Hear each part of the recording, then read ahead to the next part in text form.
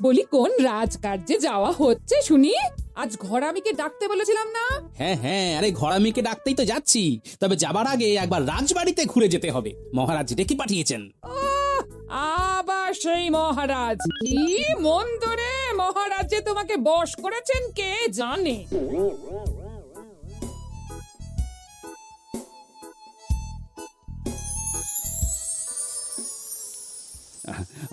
আপনার পিতৃবিয়োগের খবর পেয়ে না খুবই মর্মাহত হয়েছি আমি।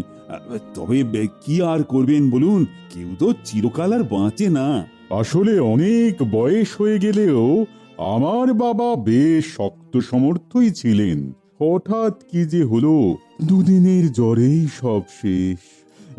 মহারাজ, আমাদের আর বেশি দেরি করা ঠিক হবে না। বৃষ্টিটা বাড়ছে, তাই যা বলতে এসেছেন সেটা বলে দিন। ও হ্যাঁ হ্যাঁ হ্যাঁ হ্যাঁ, বলছি বলছি।